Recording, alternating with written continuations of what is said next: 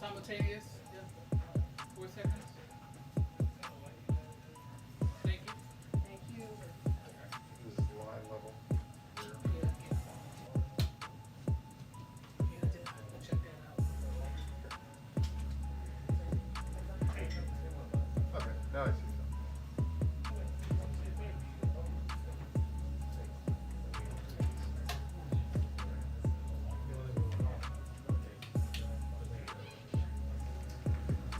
Hi, everyone.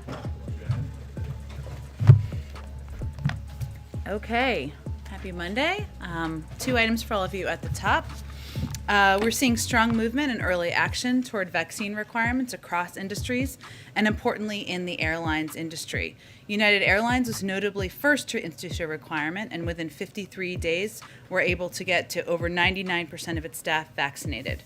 Over the weekend, we saw JetBlue, Alaska, and American Airlines step up and move forward with their own requirements. These actions are notable as they represent a significant share of our country's air travel. We know these requirements work, and by acting now, these airlines will ensure smooth implementation and create workplaces that are safer for COVID-19. Also wanted to note a USDA, Department of Agriculture announcement today. Secretary Vilsack spoke about our efforts to address competition just a few weeks ago in the briefing room and talked about how the pandemic revealed vulnerabilities in our food system, including consolidation and processing capacity that created supply bottlenecks and led to a drop in effective plant and slaughter capacity, leading to the shorthand of that, increase in prices as people go to the grocery store and try to buy meat and other products to feed their families. We also know farmers and ranchers are losing money when they sell their livestock to the processing plant. Consumers are paying more. It's the meat processors in the middle that are making up the difference. We need more competition, something he noted then, and we can do that by helping small and mid-sized farmers and small and mid-sized processors, because the more processing capacity we have, the more competition there is for farmers, the better prices we'll get, the better price they will get, and consumers will get fair prices too. That's why today the Department of Agriculture is announcing the new Food Supply Chain Loan Guarantee Program, using $100 million in American Rescue Plan funds to leverage hundreds of millions more in loan guarantees to expand capacity for meat and poultry processing and address bottlenecks in the food supply chain more broadly. This is a meaningful step forward, and today's announcement adds a new commitment to the $500 million previously announced to support meat and poultry processing capacity under the Build Back Better initiative. Amr, welcome back, I guess. I haven't seen you in a while. I don't know. You have a rotation? Go ahead. Thank you for the welcome. Senator Manchin has said that he wants to see the Hyde Amendment included in the reconciliation bill. Congressman Jayapal and others are opposed to that. Where does the president stand on inclusion of the Hyde Amendment, and the reconciliation bill? Well, I'm not going to negotiate the package from here, but as you know, the president opposes the Hyde Amendment. That has not changed. On the Pandora Papers, I was wondering if there's it's a lot to absorb, but the main underlining issue seems to be that sheltering of assets of the world's rich, powerful, and sometimes notorious actors are getting promising levels of protection and secrecy that now rival or surpass what was seen overseas now in the United States. What, if anything, does this administration want to do about addressing this matter? Should states be allowed to continue to set sort of these financial regulations that make some states, including Delaware, some other states, particularly attractive for these trusts? Well, broadly speaking, the president is committed to bringing additional transparency to the United States, the U.S. and international financial systems, and you can see that in policies he's proposed and supported over the course of his presidency and even prior to that. In June, he issued a memorandum establishing fighting corruption as a core national security interest, and through work responsive to this memorandum, the government, we have elevated efforts to curb illicit and opaque financial transactions at home and abroad, including by reducing offshore financial secrecy, robustly implementing federal law requiring U.S. companies to report their beneficial owner to the Department of Treasury, and as necessary, identifying the need for new reforms. He's also pledged to work with partners and allies to address issues such as the abuse of shell companies and money laundering through real estate transactions, something that we've certainly seen and was a part of this reporting. And I'd also note that last year, Congress came together in a bipartisan fashion to direct the Treasury Department to develop a beneficial ownership database that will meaningfully increase transparency and accountability. I would also, last thing I would say, and then you may have follow-ups, is, if you look at the president's proposals in the Build Back Better agenda, he has been clear he wants to make the tax system more fair, wants to crack down on people who are not paying their fair share, whether they are businesses or whether they are individuals. That has been central to his policies, his proposals, and central to what he's fighting for in Congress right now. If I can hit on just one other thing outside of Pandora. OPEC said today that it'll add only 400,000 barrels per day to production in November. Is current price level an obstacle for recovery? And should OPEC be pumping more?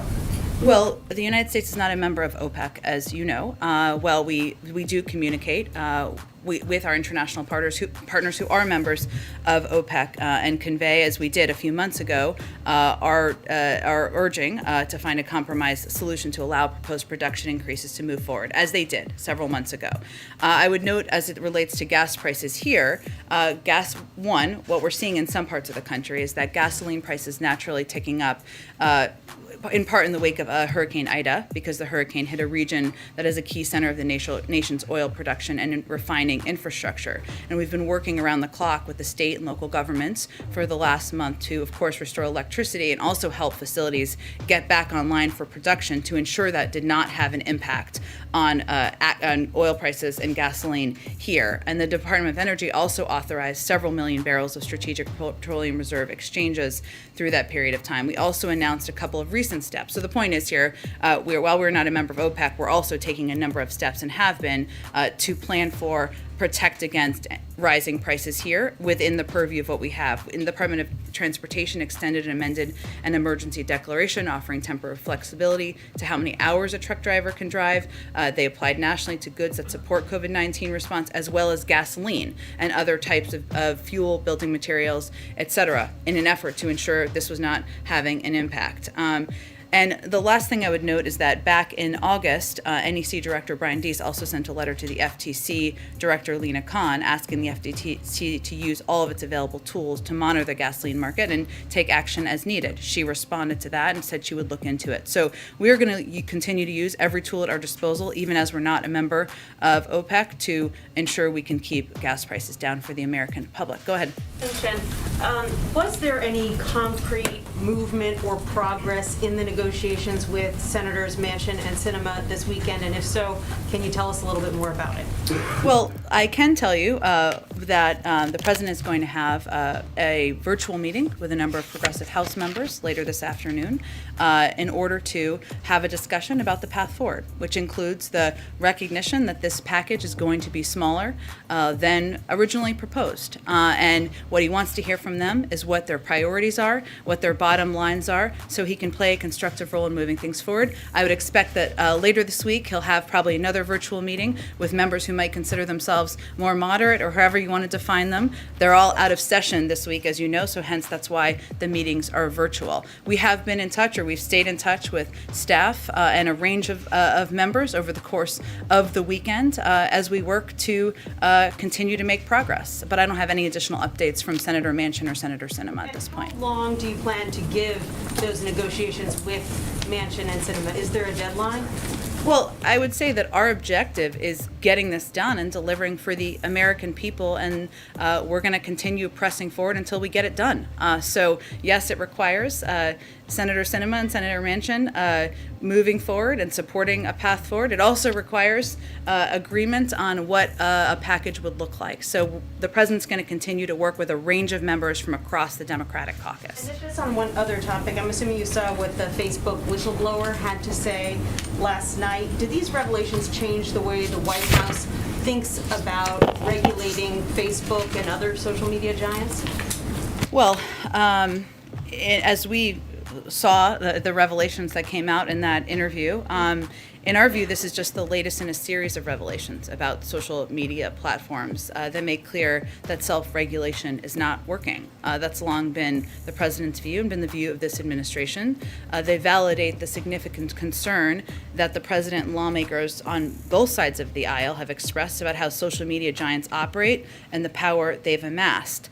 Reports in recent weeks, and I think obviously the whistleblower came forward last night in the report, but about efforts to attract young users and negative effects on teenagers' mental health are certainly troubling. They're hardly isolated incidents. And so our effort is going to be continue to support fundamental reforms, efforts to address these issues. Obviously, that would be up to the purview of Congress, but certainly we view these as a continuing in a series of revelations about the power of these platforms. Thanks, Jen. Senator Sanders said pretty clearly this weekend, we've got the President of the United States on our side. Is that how President Biden views it, that he's on the side of the progressives in this fight right now? He's on the side of the American people, and he is going to continue to press forward with both the infrastructure package and the reconciliation package, and that's what the discussions with members of Congress are focused on. Does he see Senators Sinema and Manchin as the roadblocks, as the obstacles right now? Well, as he stated earlier today, he knows that, and you all know, that the majority of members are support moving forward with a bold and ambitious agenda that is going to fundamentally make us more competitive in the world, help compete with China, rebuild our roads, rails, and bridges, give the American people more breathing room, and we know that fundamentally we need 2 more votes in the Senate. Circling back to one thing he did say on the debt ceiling, that he can't guarantee that the U.S. won't reach this debt ceiling. Given the dire economic consequences that have been laid out, if indeed the U.S. defaults, can you elaborate on what he was saying in terms of what the American people should be preparing for as a worst case scenario? Does he see this as potentially an inevitable at where we are today? No, he also said in the same set of remarks or in comments, that he couldn't imagine it going to that point because Congress has raised the debt limit 80 times. They've done it in a bipartisan fashion, and it is imperative that we move forward given the impact this could have on the American people, whether it is people's bank accounts, their Social Security accounts, their economic security. There is a great deal of retirement savings, salaries for service members. There's a great deal that is at risk for Americans who are going to be waiting at home, watching how this might impact them. Now, the moment we're in, as the president talked about earlier today, is despite the fact that under the last administration, nearly $8 trillion in bills was compiled. I think I have a little chart here just to give you a little visual. Almost $8 trillion during the Trump administration, $676 billion during the Biden administration. So What Senator McConnell is refusing to do is to pay the debts of what were rung up under his leadership when he was in the Senate, still continues to be, of course, and when Trump was president. The debt limit is about paying for bills we have already spent. It is not about initiatives that we're talking about and debating now. And this tells you exactly where those costs came from. Go ahead. The president said this morning that he intended to speak with Senator McConnell. Have they had that conversation yet? And will it be face-to-face or? I think what the president was conveying is that he's, of course, open to speaking to Senator McConnell. That's the role, or should be the role, of any president, to work to address what could be an economic catastrophe for the American public. They have not talked yet. I don't know when it will be scheduled, but what is clear is this is not a negotiation. We know what needs to happen here. What is happening in the Senate right now is Senate Democrats have proposed that they would do all the votes to raise the debt limit. They are happy to be the adults in the room. They're not even asking Republicans to vote for it at this point. We know they're unwilling to be the adults in the room. They are blocking the effort by Democrats to raise the debt limit themselves. So it's pretty clear what needs to happen. That is the fastest, the simplest, the cleanest, the least risky way to get this done, and certainly that's what the president would convey if and when they speak. Obviously, the president has known Senator McConnell for a long time. He said they've been down this road before, I think, this morning. He also knows that he's not someone who generally changes his mind or bows to pressure like this. So if Republicans do not give on this, what is the president's recommendation to Senator Schumer as the clock is quickly ticking toward that deadline? Well, when we keep ticking, we'll keep having a discussion about that. Obviously, the Democrats have expressed a willingness, an openness, and a desire to get this done.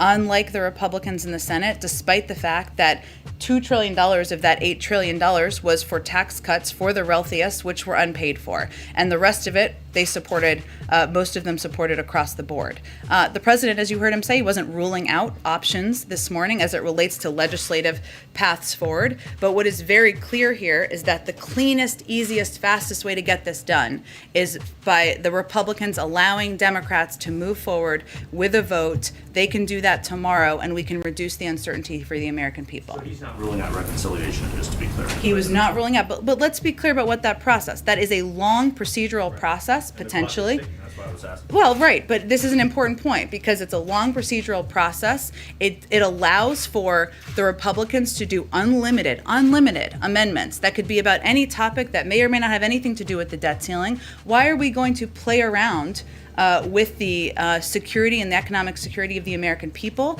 and the security and the full faith and credit of the United States? That's the president's point he was making this morning. Go ahead. Thank you, Jen. First, does the president agree with Dr. Fauci that it's too soon to tell if people are going to be able to gather for Christmas? Well, the president relies on CDC guidelines, and they have not changed their guidelines about who can gather together, those who are vaccinated, but we leave it to them if they need to change their guidelines based on where the pandemic sits. Thank you. Following up on something that you just said, you said that the president's going to have a virtual meeting with House progressives to talk about how this Build Back Better package is now going to be smaller than $3.5 trillion. But you have been saying that it costs zero.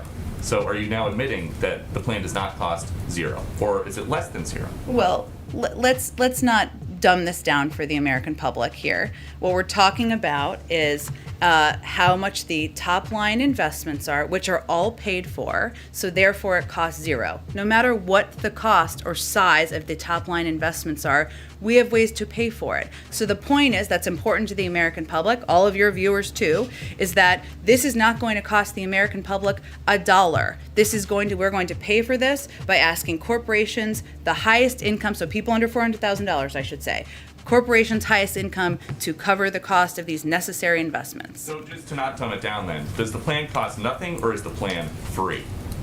The plan costs nothing for the American people who make less than $400,000. If you think that companies that paid zero in taxes last year, 50 of the top companies should continue to pay zero in taxes, we're happy to have that And debate. then just one more, Jen, thank you. A group of activists followed Senator Kirsten Sinema into a ladies' room screaming about the Build Back Better plan yesterday.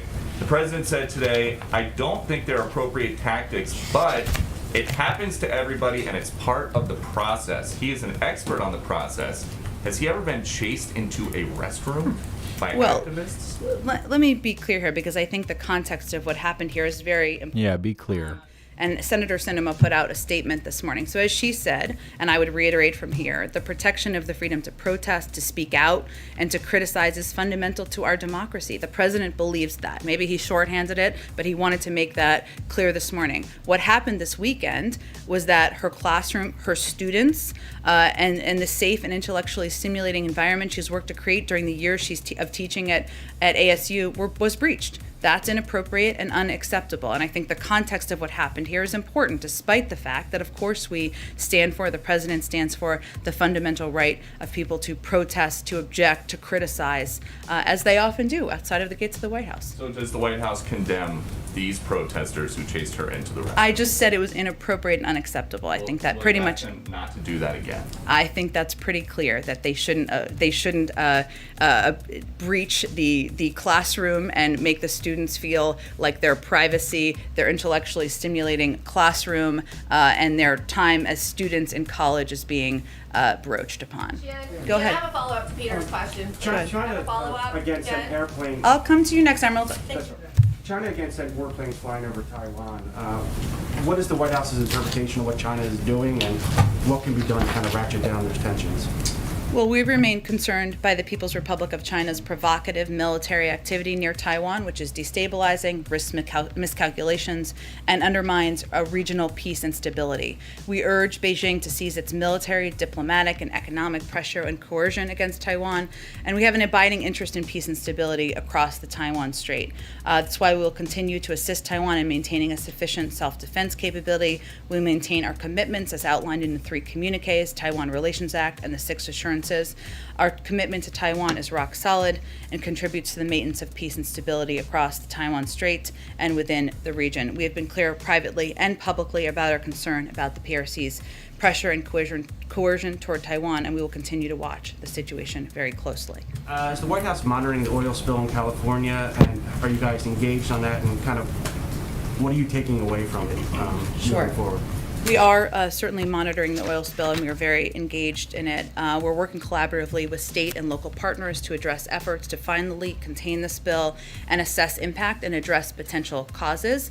The response is currently a 24/7 operation. Response efforts are scheduled to continue until federal and state officials determine that the response to the crude oil spill is complete. All available actions are being taken to ensure the safety of the public and response personnel, to control the source and recover spilled materials, to maximize the protection of environmentally sensitive areas, and minimize impact to maritime commerce. So early on Sunday, a unified command was established between Amplify Energy, the operator, the Coast Guard, California Department of Fish and Wildlife, as well as the cities of Long Beach, Newport Beach, Huntington Beach, and the Orange County Sheriff's Department. The federal government has so far 14 boats have been conducting oil recovery operations since Sunday afternoon. 4 aircraft were dispatched for overflight assessments. Shoreside response was conducted by 105 government agency personnel, and approximately 3,150 gallons of oil have been recovered from the water, and 5,360 feet of boom has been deployed. So we are very engaged in the effort that is 24/7 at this point in time. Next question. Now, White House economic advisors predicted there would be short-term inflation, but now we're seeing more reports that this is, going to be more long-term, maybe well into next year. Did the White House misjudge the situation, and what is the White House doing to maybe manage these new expectations? Well, the Federal Reserve and the OECD continue to project that inflation will come down in the next year, and we look to those projections. Obviously, it's under the purview specifically of the Federal Reserve. I would say over the long term, what we're working to do is get our Build Back Better agenda passed, something that outside economists, Nobel laureates have said would address inflation over the long term, reduce costs, and that's one of the reasons a huge priority for the president. Emerald, I promise I'd go to you next. Go ahead. I appreciate it. First, following up on Jeff's question regarding China and Taiwan, China has grown increasingly aggressive under this administration, and then now we're set to start trade talks back with them. There was concern when President Biden took office about his son's business dealings with China. He was supposed to divest himself of his stake in a Chinese private equity firm in December with ties to the Chinese central bank. As of April, he had not yet done that, and at some point you were going to get back to us on that. Do you have an update on that? Has he dissolved that interest now? I'd point you to his representatives on that. He doesn't work in the administration. I would say, though, Emerald, that, and I think you're referring today to the announcement, this speech by Ambassador Tai about phase one. And what I think it's important to note here is that this approach definitely differs from the approach of the prior administration, in our view. Their approach hurt select sectors of the American economy and wasn't targeted to address strategic problems we have. These initial steps will help, are going to realign our trade policies towards, from the PRC toward our priorities. And that's the objective of this president. It's just the first stage in this process. Obviously, the ambassador gave an extensive speech today. Into this, though, the president has said during the campaign that none of his family will have any business relationship with anyone that relates to a foreign corporation or a foreign country. Wouldn't it be assuring to the American people as we head into this if they just let the American people know if Hunter has divulged himself of that? Well, again, I conveyed to you, and then I think I'm going to have to move on, that you should talk to his representatives. And there's no reason to yell. I'm certainly not yelling. You should talk to his representatives. That remains his policy. He's been working to wind that down. Beyond that, I think they would talk to his representatives. Follow up on what Peter asked regarding Dr. Fauci. Dr. Sure. Fauci has indicated that in the time of COVID, people should be willing to give up personal choice or personal civil liberties for the greater good. We're also seeing very disturbing images out of Australia. So first off, I want to know, does the president agree with that statement by Dr. Fauci? And then secondly, does President Biden support what the Australian government is doing in their country? And would he consider similar measures in the United States if case count goes up, continues to go up over the winter? The president has been pursuing our own policies here in the United States, which has led to nearly 80% of the American public getting at least one shot. And bringing the cases of COVID down dramatically over the past several months. So we'll continue to abide by and conduct our own policies. Go ahead. Thanks, Jen. The president acknowledged today that the top line spending number in the reconciliation bill is going to have to be less than he envisioned. Has he started thinking, considering what for him would be a priority to keep in the bill versus not? And is he talking about that or sharing that view in these conversations that you're talking about with moderates and liberal lawmakers on the Hill? Is he sharing what he thinks ought to stay versus what can maybe go? It's a conversation, but the president's red lines continue to be that he will not raise taxes for anyone making less than $400,000 a year, and that he wants to give the middle class in this country some breathing room. But what he wants to do is have a conversation, hear from everybody on what their top lines are and what their priorities are. These were his initial proposals, right? So really this is a conversation to move the ball forward. And that's part of the conversation I'll have with progressive members and other members later this week. Can you talk a little bit about tomorrow's trip to Michigan, why he decided to do that, Sure. what he hopes to accomplish there? Sure. So tomorrow, he will be traveling to Michigan. As you all know, it's a state that would benefit greatly from both the bipartisan infrastructure package and the Build Back Better agenda. Just to give you a couple of examples, Michiganders, I confirmed that is actually what people from Michigan call themselves, with Chris over here, spend an extra 67% of their time commuting because of the need for updating infrastructure. I mean, this is something that impacts people across the state every single day. Almost 10% of people in Michigan don't have broadband access. That is really something that will help level the playing field for people, whether they're in urban or rural communities. 44% of people in Michigan live in childcare deserts. These are all issues that are addressed by both of these packages. There's more details, and we're happy to provide more to you as we lead into tomorrow. But this is a state that could benefit greatly from the president's bold and ambitious agenda. He wants to go out there and talk about the components and the pieces of these bills that will make people's lives better, even as we're having very important conversations about the legislative logistics here. Go ahead. Thank you so much, Jen. Thank you. For international visitors, Yeah. the administration is looking at the CDC to guide which vaccines will be accepted. Right now, the CDC considers fully vaccinated those who got Pfizer, Moderna, and Johnson & Johnson, of course, but it also says the guidance can be applied to vaccines that have been listed by the World Health Organization. Will there be any change to this guidance? And, for example, the Russian vaccine, who is not in the WHO, will be accepted? I would point to the CDC. As you know, we're going to have an update on our international travel guidelines as we get closer to November.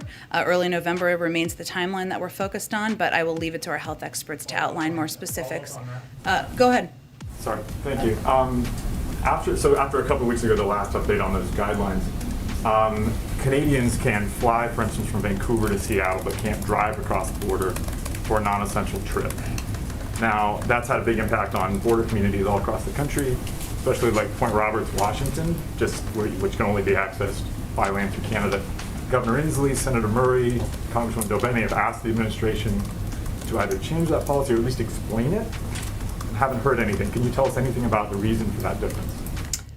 Again, it's determined by our public health officials, and our objective, of course, is to return to overland travel, just like we're working toward returning to international travel, but we leave it to them to make that determination. Go ahead. I don't have anything more on this. Go ahead. Thanks. I wanted to go back to you and the president earlier said that reconciliation was a risky way to get the debt ceiling through.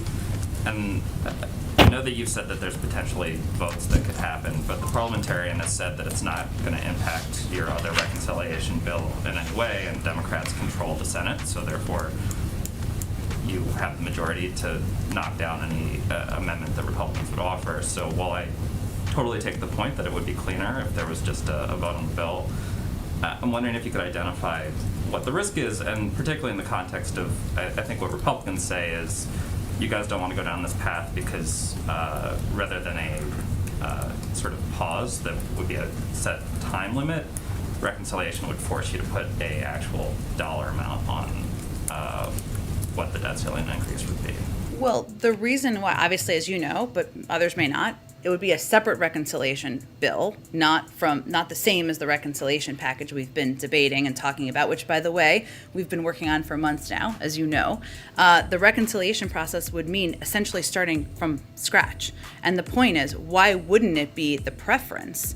Why, for everybody involved, Democrats, Republicans, the American public, we have a bill that we could vote up or down to raise the debt limit. It's a much easier, cleaner, simpler, less risky process. And yes, Democrats are in control of the Senate, but Republicans can still bring up a range of amendments, as they have in many other cases, about a range of issues. Extending the process, they can be unlimited. That's how the process and rule works. So to us, that doesn't make sense as the preference. We're not ruling out options, but the clear, clean, fastest, least risky option is very crystal clear to us here. I wanted to ask about the energy crisis that's going on abroad, and we kind of touched on it earlier. You spoke about efforts to sort of shore up energy in the United States, but there's a couple crunch points. One is, as other nations, including China, are struggling with energy, it leads to those inflation issues because we have much of our supply chain is broad and factories aren't functioning there. In Europe, some of our closest allies are seeing lines for fuel around the stacking up.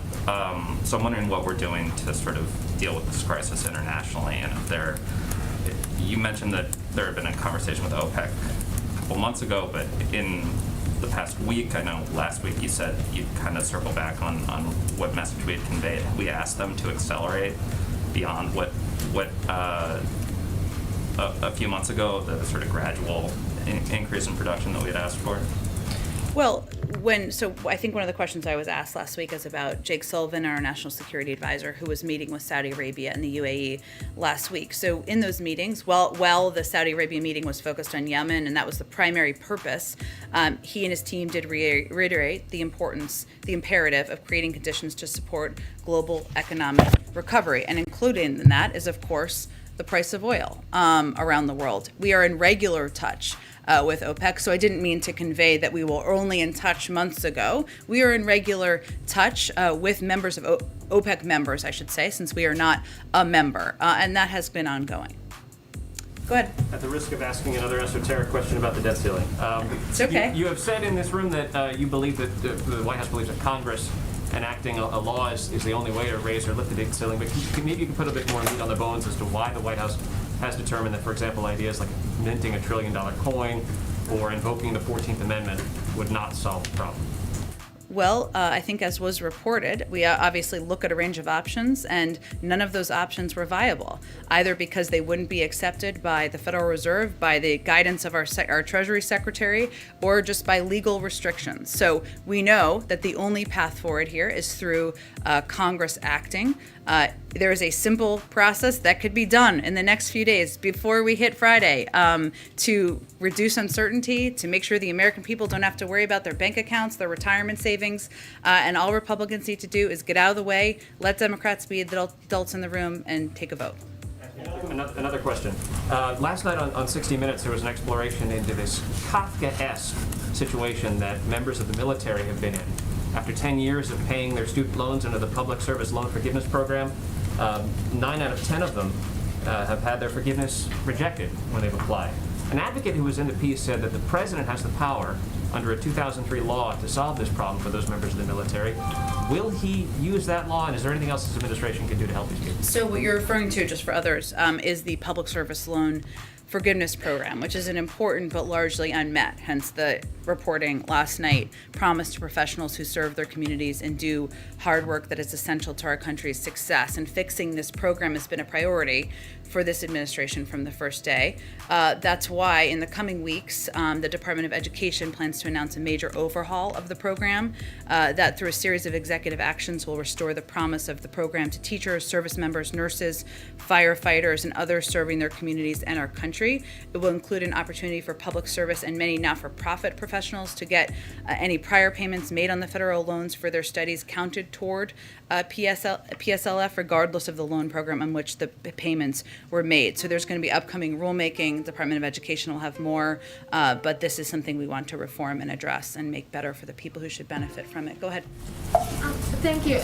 With the president saying that he cannot guarantee that the debt ceiling will not be breached, is the White House taking preparations in the event of that happening?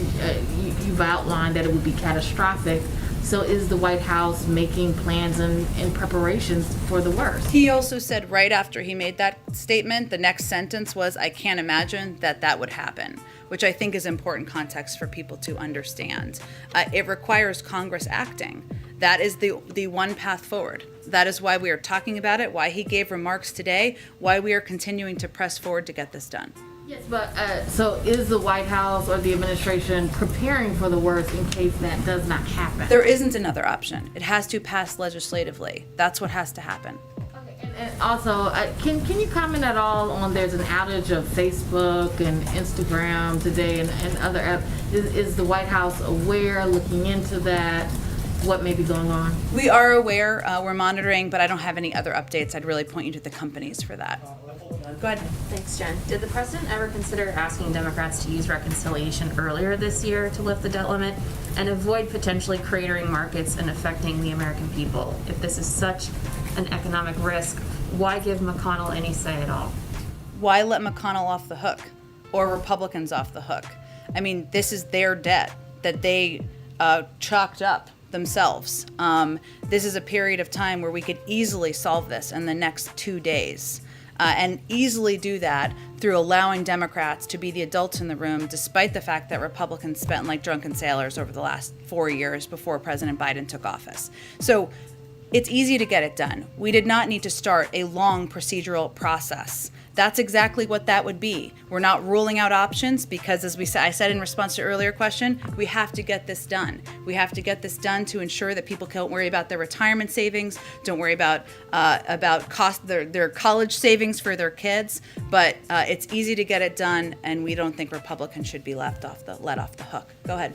You said that the president has not yet talked to McConnell since McConnell sent that letter. When was the last time the two spoke on the debt limit? I don't have any readout of any recent call from them. Have you asked business groups to use their influence with McConnell and other Republicans to try to get them on board? Business groups have been pretty vocal in recent days and weeks, but we leave it to them on how they want to reach out and engage with members. And a quick question on tomorrow. Are you intentionally going to a congressional district that Trump won? We're going to a state and a part of the state that could benefit from all of these packages because they're hugely popular, whether you're a Democrat, a Republican, an independent. People don't think of their roads as partisan for good reason, nor do they think as their child care as partisan. So that's why the president wants to go make the case in Michigan. Go ahead, Karen. Thanks, Jen. Senator Sinema said in a statement over the weekend that good faith negotiations require trust and that canceling the infrastructure vote further erodes that trust. Some progressive Democrats have said they haven't felt that Sinema and Manchin have been forthcoming about where they are in negotiations and numbers and red lines. When you say that the president wants to play a constructive role in moving this forward, does that also include him rebuilding trust within the Democratic Party, and how would he do that? Well, look, I think the way the president sees this is that we're in the midst of a legislative process, and this is how the process works. Less about trust or not trust. I know that word's thrown out there a lot and has been over the last week. You know, the president put out his bold proposals. Members of Congress, a co-equal branch of government, argue for their priorities. Some with strong emotion, good for them because they're passionate about what these issues are, how these packages could fundamentally change things for people across the country. And you're seeing now that this is a recognition of the important moment that this is. But in his view, this is how the process plays out. There's going to be there's going to be arguments, there's going to be disagreements. That's not dysfunction, that's democracy. And we've seen it work this way. Bumps in the road. Look at the Affordable Care Act. Look at Dodd-Frank. Look at even the American Rescue Plan. These were not smooth legislative processes. They rarely are, and we're still in the middle of it. Why Michigan? Or you've answered why Michigan. Yeah. But why now to go out on the road and do an event like this? Well, look, I think the president felt that, and we all felt that the last week or two, what was important was for him to be available, to have meetings, to bring people down, to have these conversations. He's obviously still doing that.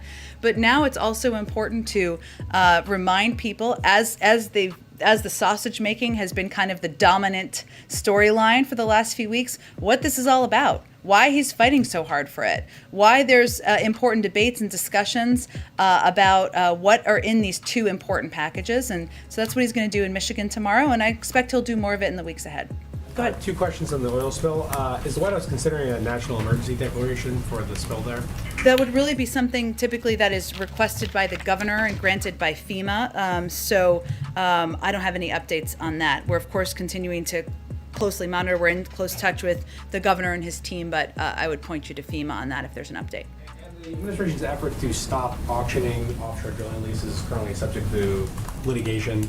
The judge blocked the stoppage of that. How does this spill kind of underscore that effort that the administration wants to no longer lease new offshore drilling? Well, I think one of the reasons that, one, there are also existing oil leases, I should just clarify, not that it was your question, that are still ongoing. That has not changed. And obviously you referenced the ongoing litigation. Look, I think the president has identified addressing the climate crisis as a core priority for him in this administration. And certainly taking every step possible to do that remains a priority. I wouldn't say that this changes that. That has been the case before this and will be the case even as we work to ensure recovery is complete. Go ahead, Andrew. Thank you, Jen. Last week, Chairman Thompson of the January 6th Select Committee said that his committee would be making referrals for criminal contempt in the event that Trump administration witnesses fail to honor the subpoenas that have been served on them. In past administrations, those sorts of referrals have not been acted on by the Justice Department. And I know the President has said that the DOJ will act independently of the White House, but broadly speaking, will the Biden administration break with recent precedent and actually follow the law in this case? Well, these witnesses have not failed to appear at this point in time, so we're not quite there in the process. And obviously, we would point to the Department of Justice. I think there have been cases, I know this wasn't your question, but since you asked about January 6th, broadly, where we have did not exert executive privilege, for example, in the matter of certain former DOJ officials who had been called to testify before Congress. I cite that both to illustrate how we have approached this issue so far and the broader spirit in which we'll continue. But obviously, issues that are of the purview of the Department of Justice will remain there, and we're not quite at the point where anyone's failed to appear. Phrase that slightly then. Past administrations have not followed the law and acted on these sorts of referrals, whether or not one will happen in the future. But I understand your question. I'm Of course we're going to follow the law, but I'm not going to get into hypotheticals that aren't right now relevant to this current state of play. I would also point you to the Department of Justice, as you noted in the beginning, but I also wanted to note where we have broken with some recent past precedent and how we've approached, just to give you an example. Go ahead, Eugene. Thanks, Jen. Any update on the Department of Education's look at whether or not the president could write off student loans? Ron Klain told us that they were looking at that and that it would take a few weeks, or that it was hoping that it would take a few weeks. Just wondering what if there's a holdup and what the holdup is. I don't have any other update. I would say that obviously lowering the cost of college or relieving student debt is a priority to this president and this vice president. If Congress wants to send us a bill that would relieve $10,000 in student debt, the president would be happy to sign that. Obviously there hasn't been action on that to date. And I would also note that part of his proposals has been lowering the cost of college, giving more people access to college who wouldn't have otherwise had it, which shows his commitment to the issue. And Harold Cole, a senior advisor and the only political appointee on the State Department's legal team, resigned and wrote a memo. And I want to get this right, so read from what he said. I believe this administration's current implementation of the Title 42 authority continues to violate our legal obligation not to expel or return individuals who fear persecution, death, or torture, especially migrants fleeing from Haiti. He also said lawful, more humane alternatives plainly exist. So I want to get your reaction to that memo, and also why is the only political appointee at the State Department's legal team wrong? Well, I haven't seen his memo at this point. I'm not sure when it came out. That's fine, please do. I would say that we don't see Title 42 as an immigration policy. It is a public health authority because we're still in the middle of a pandemic, and it is determined by the CDC. It is also true that there are several exceptions for Title 42, including those who are fleeing persecution, who express a concern of fear. It goes through a process. Those who have health issues, those are individuals who go through our immigration proceedings and process. So it remains in place because we're in the middle of a pandemic, but I think the shorthanding of that isn't an accurate depiction of what our policy actually is, even as it relates to exemptions. Can I a question on climate change? Sure. So during his West Coast trip, the president called for bold action on climate change in response to wildfires and other extreme weather events. But the climate provisions are also a major sticking point in the reconciliation process between Senator Manchin and the progressive faction. What is the president telling fellow Democrats about climate policy during those talks? And is this an area where he's willing to make concessions? It remains a priority to him, otherwise he wouldn't have proposed it, and there's also very broad support within Congress for climate provisions that are in both the reconciliation package as well as the infrastructure package that includes historic investments in electric vehicles, electric vehicle charging stations, the replacing of lead pipes to make sure kids have access to clean drinking water. And as you know, in the reconciliation package, it helps create a climate core, helps make sure there's a standard, has key pieces that will be pivotal investments to addressing the climate crisis. I'm not going to negotiate from here, but obviously the president would not have proposed them if he did not think they were a priority to him. Go ahead in the middle. Thank you, Jen. I have a question on Ethiopia, since the president mentioned Ethiopia once again in his remark. But I want to ask something about Senator Joe Manchin. Do you know if he wants to be president? Does he really like to be president? Does he want to play the role of president? Does he like the president? Doesn't he like the president? I guess I don't really expect you to answer, because I know it's difficult to go from winning a Senate seat in West Virginia to maybe beating Donald Trump by 7 million votes. But what does it say about democracy, that you can win an election by 7 million votes and one person can actually doom your entire agenda? We don't see it that way. We're in the middle of a process. This is democracy. It's not dysfunction. So we're going to keep at it. Look at her face. If I could go back to that question on inflation, you said the spending package will help inflation over the long term. The New York Federal Reserve president says he sees elevated inflation for at least another year. So what is the timeline you're looking at for the long term, especially since this reconciliation package could go into effect over the course of 10 years? how long should Americans be expected to wait for those prices to come down? Well, the Federal Reserve and the OECD and others have also said inflation is expected to come down. They continue to say it's transitory. I would say that it is a 10-year package, but what's important about the package is that several economists, Nobel laureates and others, have conveyed it would help address inflation over the long term, which is something that I think is in the interest of the American people, the public, and future governments, of course. Go ahead. In the last 24 hours, North Korea's press agency says they've reopened the hotline with South Korea. Just wondering if the administration has been in touch with Seoul in that time, and what concerns you may have about the, I guess, supposed, I don't know if it's a real hypersonic missile, but the alleged hypersonic missile. Well, we support, first to your first part of your question, I think, we of course support and continue to support inter-Korean dialogue and engagement and cooperation, and we'll continue to work with our ROK partners to that end. As it relates to our engagement, we of course, on the missile launches, let me add that so I don't miss that. We of course condemn any illicit missile launches which are destabilizing to the region and to the international community. We're consulting closely with our allies, both in capitals and in New York at the UN, as we assess the recent events and as we determine next steps. As it relates to our own engagement, which I think you were also asking about with North Korea, our goal, of course, remains complete denuclearization of the Korean Peninsula. We remain prepared to meet with DPRK without preconditions. In our messages, we have made specific proposals for discussion with the DPRK. We hope DPRK will respond positively to our outreach, but at this point, we have not had a response. Following up on Taiwan, in the last few hours, it's been reported that China sent 52 aircraft into Taiwanese airspace. So these strong statements from the State Department and from you don't appear to be listened to in Beijing. So what now? What next? We are also in touch privately, conveying clear messages through diplomatic channels, and that's probably the appropriate place for those. No, the president has not, but we have obviously have high-level officials who are in touch with a range of officials there. Go ahead. Thank you.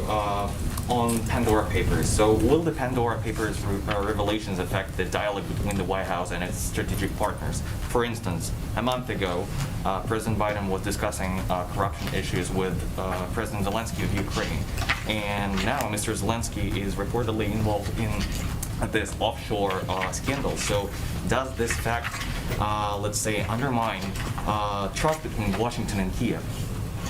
I would say that, as I stated a little bit earlier, but let me reiterate, I mean, the president's commitment is to bringing additional transparency to both the U.S. and international financial systems. It's something that he has pressed for in his domestic agenda, but also something that in international forums he has focused on, elevating as important to level the playing field, reduce corruption, ensure that we are doing that as a coordinated international body. So I wouldn't say it changes. Maybe it makes it even more important to be on the international agenda. Go ahead in the middle. Okay, last one. Go ahead in the middle. Thanks, Jen. Given in relation to Taiwan, I'm wondering, can you say which U.S. officials have been raising concerns with China privately about China's military activity near Taiwan? I would point you to the State Department and Department of Defense, who can give you any more detail there is to offer. And then also, is there an update on a potential meeting between President Biden and President Xi, given this? No, I would say that I just heard my voice, which is a little bit of an out-of-body experience. I would say part of, and obviously there was a significant speech that Ambassador Tai gave today, and part of our objective and our engagement as it relates to our China strategy is to maintain high-level dialogue. So I don't have anything to preview for you at this point in terms of a meeting or next conversation, but certainly maintaining high-level dialogue at that level is a priority to this administration. Thank you. We'll do this again tomorrow. Thank you, Jen.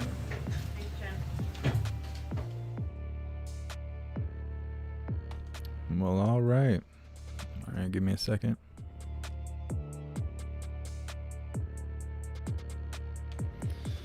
Lying and Crying from Jen Psaki. She said a bunch of trash about the Republicans, like schoolyard tactics, bunch of name calling and stuff. That's sissy stuff. Talking about Republicans spending money like a drunken sailor, like it's It's real childish to do a bunch of name calling when there ain't no one there to defend themselves. Bunch of lying and crying. Thank you so much, Lisa, for your donation, your support. I really appreciate you.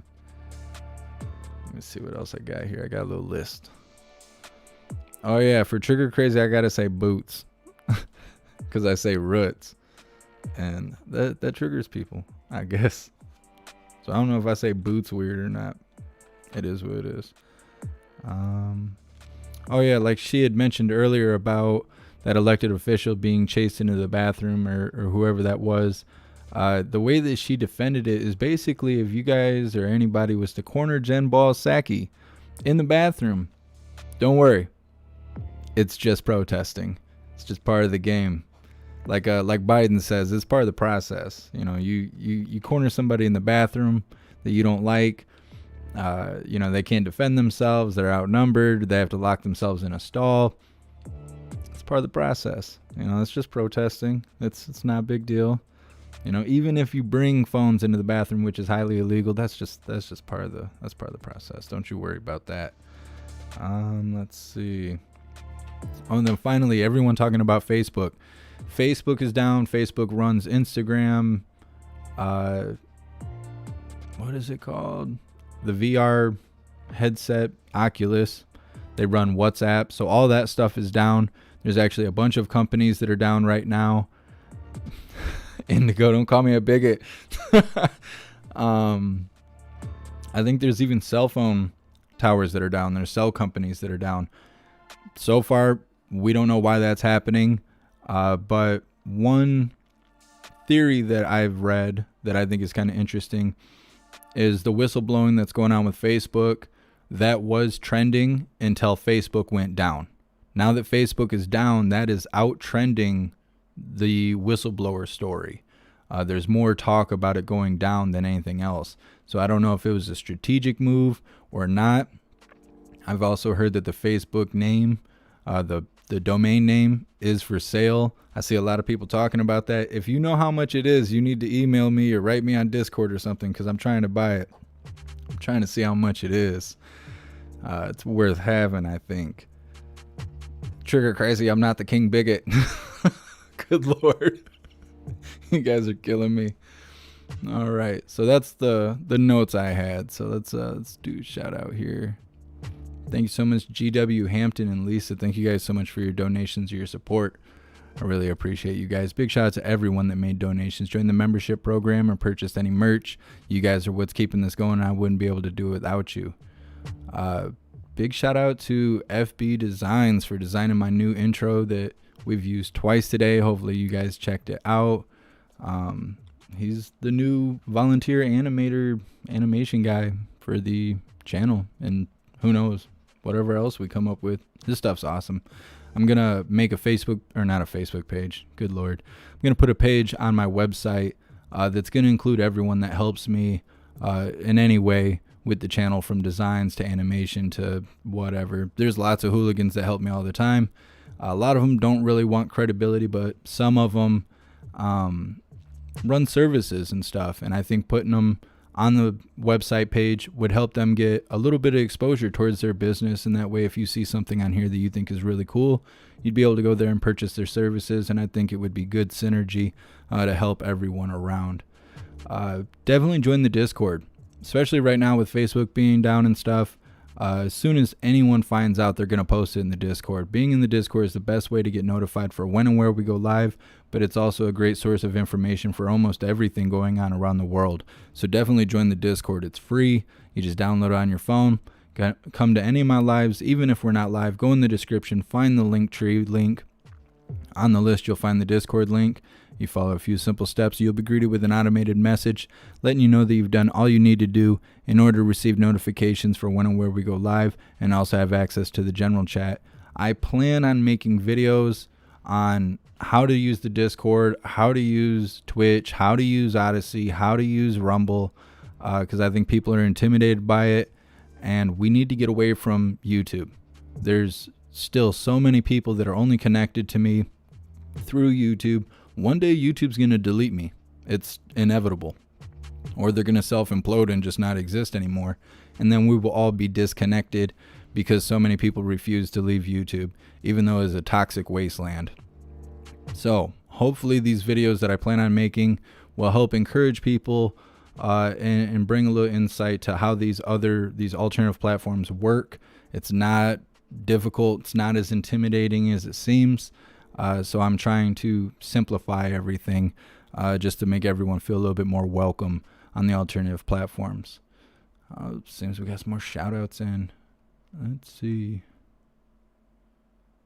Yeah, I think you're right, Valerie. Facebook invented censorship pretty much. Thank you so much for your donation and your support. And thank you, Atlas. Really appreciate you. But yeah, that's all we have today. That's all the White House had scheduled. So unless there's some sort of activity going on later, some sort of action, I know BLM and them have been a lot more active in the last week. So who knows? We might see some marching. We might see some crying. We might see some protesting. I doubt we're going to see any tear gas. It's been a while, but who knows? Who knows with everything going on? You know, distract. That's what they're there for. So I will see you guys on the next live. I appreciate all of you. I hope to see you in the Discord because that's where I'm going to be in a couple seconds because I ain't got nothing going on today. I'd like to chat with all of you hooligans, so definitely get on the Discord. I will see you guys on the next live. Thank you guys so much. Until then, stand tall, shine bright, and that's a wrap.